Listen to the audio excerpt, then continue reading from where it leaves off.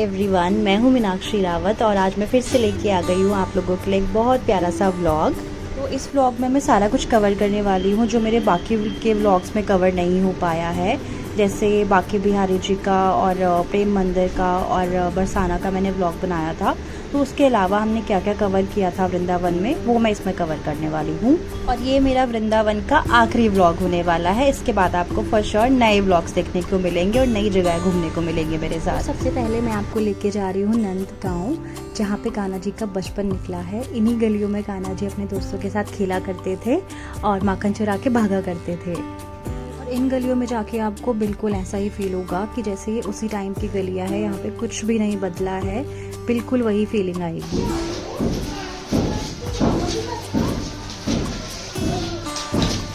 क्या नाम है आपका? बानी?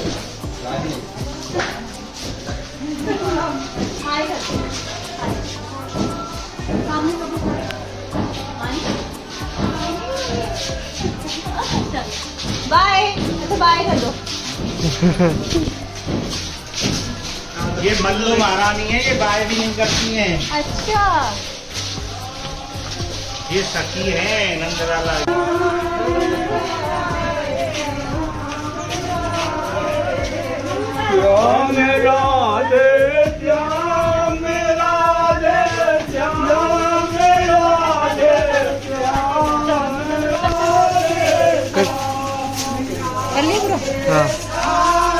तो मेन रोड से नंद बाबा का जो मंदिर है वो अराउंड 5 मिनट्स के वॉकिंग डिस्टेंस पे है एंड वहाँ पे गाड़ी नहीं जा सकती, आपको चल के ही जाना होता है, चढ़ के। तो यहीं पे हम लोग जा रहे थे रास्ते में और हमें यहाँ पे ये गांव के बहुत प्यारे प्यारे से लोग मिले, छोटी सी बच्ची मिली जिसका नाम बानी था और वो इतनी क्यूट थी ना, बहुत ज़्यादा क्यूट थी। और उसके पापा कह रहे थे कि ये नंद लाला जी की सखी है, मतलब उनकी फ्रेंड है। और गांव के जो सारे सीनियर सिटीजन्स थे वो सारे लोग ना नीचे से जब चढ़ के ऊपर जा रहे थे नंद बाबा के मंदिर में, तो फिर राधे श्याम करके ऐसे गा के जा रहे थे। सारे ही सीनियर सिटीजन्स थे बट उनकी आवाज़ इतनी क्लियर और इतनी लाउड और इतनी स्ट्रॉन्ग थी ना, मतलब इतनी तो हमारी भी नहीं होगी यंगों की।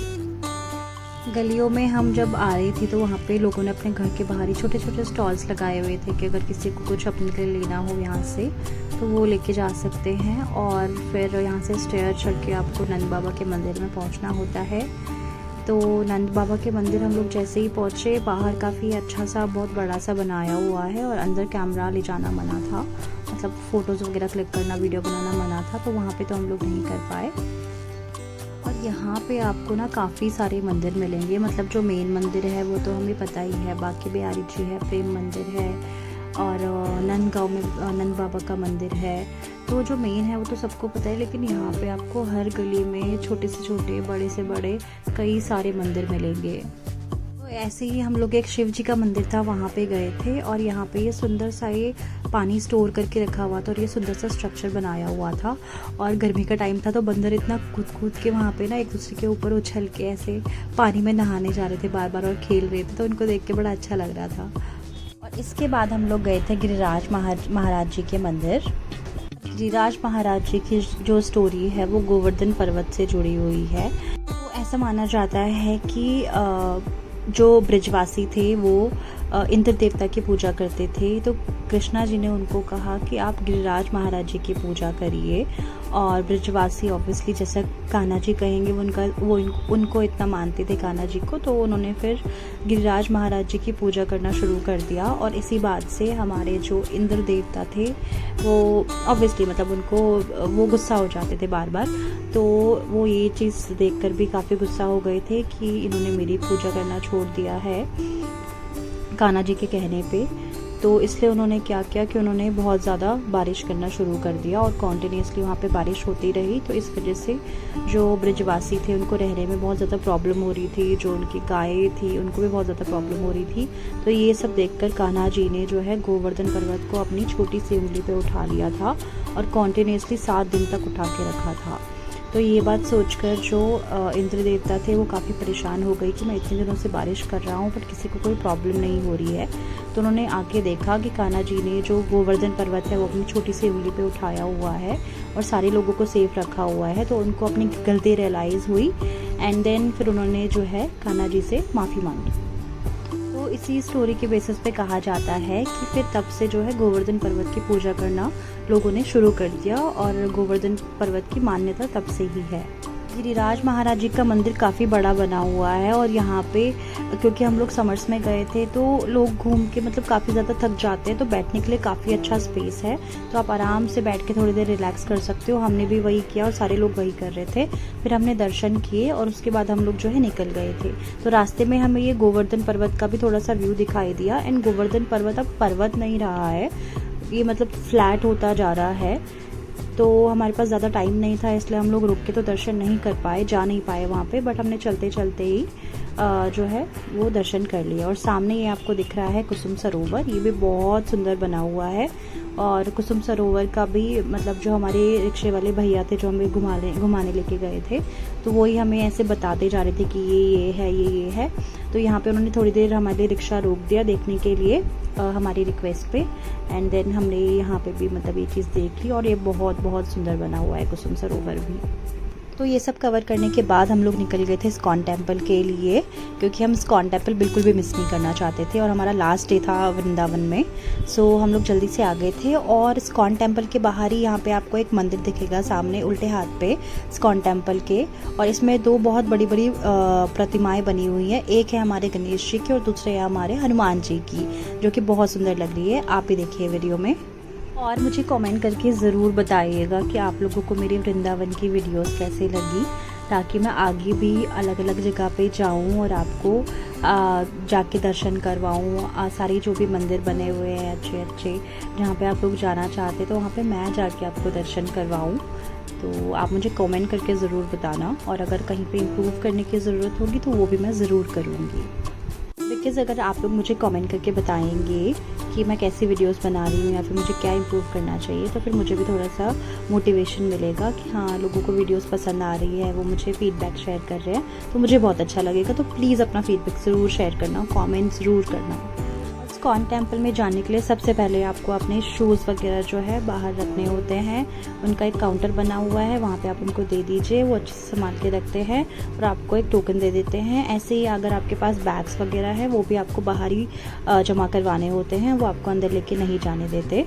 सो फिर जैसे ही आप इस्कॉन टेम्पल में एंटर करते हैं, आप इस्कॉन टेम्पल का ये सुंदर सा स्ट्रक्चर देख सकते हैं, बहुत ज़्यादा सुंदर बना हुआ है। तो यहाँ पे अभी चैंटिंग चल रही थी हरे कृष्णा की, क्योंकि अभी यहाँ पे जो गर्भगृह बने हुए हैं उनके आगे से कर्टन्स नहीं हटे थे, उसका टाइम नहीं हुआ था, थोड़ा सा टाइम रहता था उसमें, तो सारे लोग बस इसी चीज़ का वेट कर रहे थे। दर्शन के लिए लोग पहले से ही आगे खड़े हो गए थे और वहाँ पे बहुत ज़्यादा भीड़ हो गई थी, तो फिर हमने भी धीरे धीरे करके दर्शन किए। और इस्कॉन टेम्पल की सबसे अच्छी चीज़ जो है वो ये है कि वहाँ पे एक तो कॉन्टिन्यूसली चैंटिंग चलती रहती है, हरे कृष्णा हरे राम। तो इससे ना बहुत ज़्यादा पॉजिटिविटी आ जाती है, लोगों के अंदर बहुत ज़्यादा एनर्जी आ जाती है। और एंड में आखिरी में जो है सारा दर्शन करने के बाद जब वो लोग वहाँ पे अपने इंस्ट्रूमेंट्स प्ले कर रहे होते हैं और सब लोग उनके साथ में मतलब खड़े होके डांस कर रहे होते हैं, चांट कर रहे होते हैं, तो फिर वो उससे ना बहुत पॉजिटिव सा एनवायरनमेंट बन जाता है। तो ये चीज़ मुझे इस्कॉन टेम्पल की बहुत ज़्यादा अच्छी लगी। फिर आखिरी में हमने भी बहुत ज़्यादा चांट किया और डांस किया सबके साथ मिलके। और फिर जब आप निकल रहे होते हो तो इस्कॉन टेम्पल पे आपको बहुत फ्रेश बनी हुई खिचड़ी भी मिलती है प्रसाद के रूप में, जो आपको खानी होती है और बहुत ज़्यादा टेस्टी बनी हुई होती है। तो आप ज़रूर जाके ट्राई करना आप जब भी जाएंगी दर्शन करने के लिए। एंड लिटरली मतलब हम इतना थके हुए थे ना, इतनी धूप थी, सुबह से घूमे जा रहे थे, लेकिन इस्कॉन टेम्पल पे जाके मतलब हमने इतना डांस किया, इतना नाचा वहाँ पे जाके, और सारे लोग इतना डांस कर रहे थे, रुक ही नहीं रहे थे, बट फिर भी मतलब वो ऐसा लग ही नहीं रहा था कि हम इतने थके हुए हैं। इसके बाद हमारे पास बहुत कम टाइम बचा हुआ था, क्योंकि हमारी बस का टाइम था अराउंड 8:30-9 o'clock का नाइट में। तो फिर बट मैंने फिर भी रिक्वेस्ट किया सबसे, घर वालों से, मैंने कहा प्लीज़ हम लोग एटलीस्ट निधिवंत को कवर करके जा ही सकते हैं। अगर वो कवर करके नहीं जाएंगे तो फिर एक रिग्रेट रह जाएगा कि बस वो रह गया, क्योंकि मुझे आप लोगों को भी दिखाना था। तो मैंने सोचा नहीं निधिवंत तो पक्का कवर करेंगे इस वीडियो में।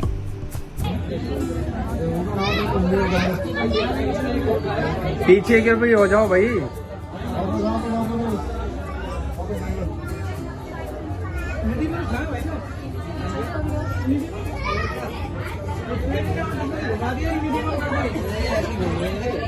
नहीं नहीं भीड़ ऐसी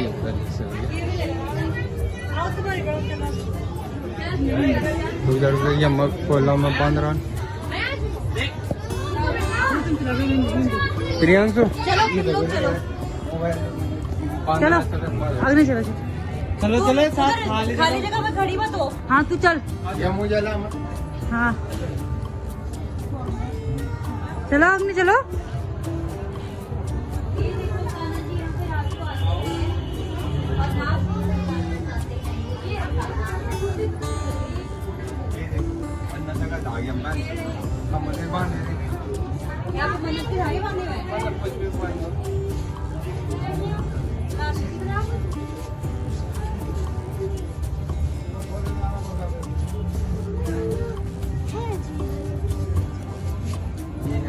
चलो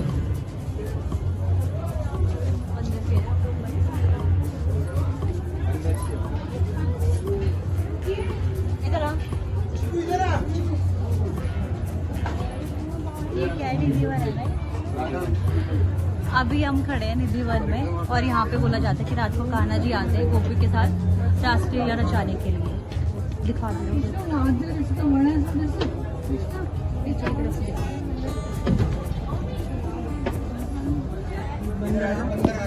हाँ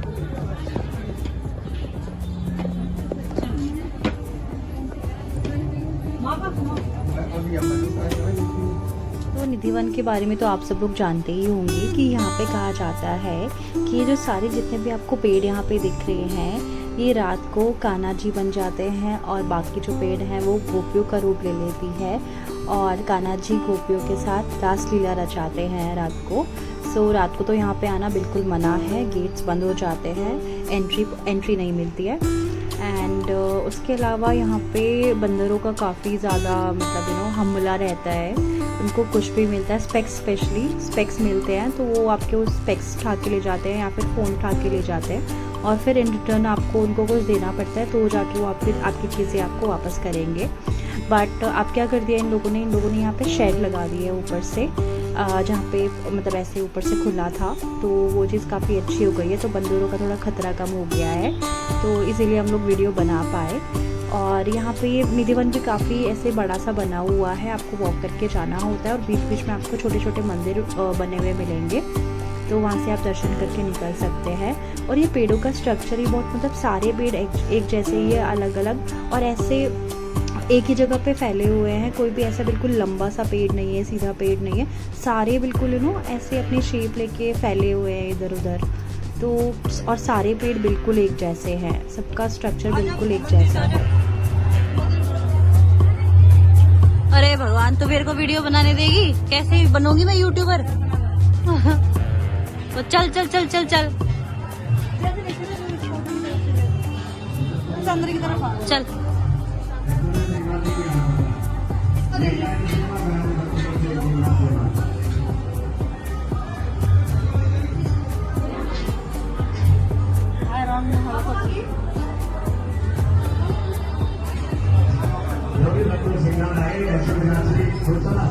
यहाँ पे मेरी और मेरी बहन की छोटी सी लड़ाई जो हम ऐसे करते रहते हैं और हमें बहुत मज़ा आता है लड़ाई करने में।